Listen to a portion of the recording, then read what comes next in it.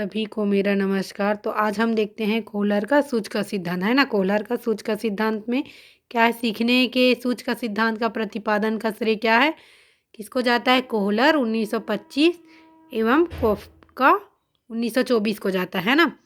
सूच का सिद्धांत हमें क्या बताता है कि सीखने की प्रक्रिया में व्यक्ति की सूझ या अंतर्दृष्टि का महत्वपूर्ण स्थान होता है ना। व्यक्ति सूझ की सहायता से सीखते हैं। जब व्यक्ति के समक्ष कोई भी समस्या उत्पन्न होती है ना, तो समस्या उत्पन्न होगी तो उसके दिमाग में कोई भी अचानक उसका समस्या का हल या समाधान उत्पन्न होगा, है ना। उसे क्या कहा गया है, सूझ कहा गया है। एकाएक दिमाग में आने वाली तरकीब को सूझ कहा जाता है ना। इस सिद्धांत के अनुसार क्या है, व्यक्ति संपूर्ण जो परिस्थिति का अवलोकन करके, है ना, उस समस्या का क्या करता है, समाधान निकालता है ना, तथा परिस्थिति के सभी अंगों एवं घटकों को एकीकृत करने का प्रयास करता है ना। अर्थात व्यक्ति समग्र परिस्थिति का प्रत्यक्षीकरण करते हैं, जिसे समस्या के संबंध को स्थापित किया जाता है ना। व्यक्ति पहले कुछ निरर्थक प्रयास करता है, पहले प्रयास करता है, उसमें असफल हो जाता है ना, लेकिन जिसमें वह असफल होता है फिर से वह समाधान का सूझ उत्पन्न होता है ना, और प्रयास करता है और वह सफल हो ही जाता है। हम देखेंगे कोहलर का प्रयोग। तो कोहलर ने किस पे प्रयोग किया था। कोहलर के सीखने के सिद्धांत को निम्न प्रयोग के माध्यम से समझा जा सकता है। कोहलर ने क्या किया, वनमानुषों पर कई प्रयोग किए, है ना।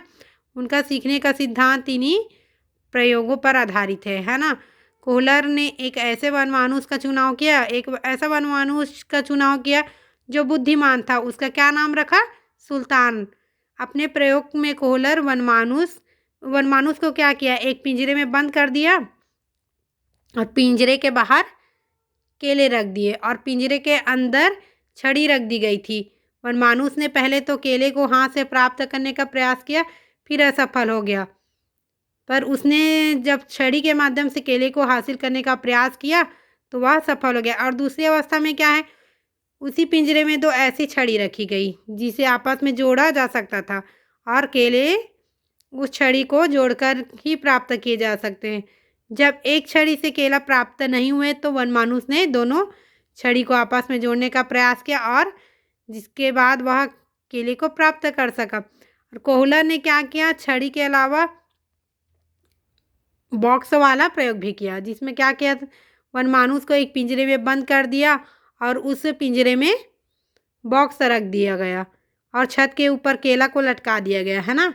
तो उसमें क्या हुआ, फिर केले को प्रयास किया वह वनमानुष प्राप्त करने का, पर प्राप्त नहीं कर पाया। फिर उसने देखा कि बॉक्स रखा है पिंजरे में, फिर बॉक्स को क्या किया, एक के ऊपर एक रखते गया और वह केले को प्राप्त कर लिया, है ना। पहले तो असफल हो गया क्योंकि वह बॉक्स एक दो बॉक्स रखा, फिर उसके बाद उसको केला प्राप्त नहीं हुआ। फिर और बॉक्स देखा, फिर वह बॉक्स के ऊपर बॉक्स रखते गया और केला को प्राप्त कर लिया, है ना। कोहलर ने स्पष्ट किया है कि व्यक्ति इसी प्रकार क्या है, अपने सूझ या अंतर्दृष्टि से प्रयोग कर सकता है ना, अपने सूझ का प्रयोग कर सकता है, जो परिस्थितियों के समग्रता के अवलोकन एवं प्रत्यक्षीकरण कर सकता है ना। वह अपने अनुभव के द्वारा कोई भी समस्या का समाधान सूझ के माध्यम से कर सकता है। धन्यवाद।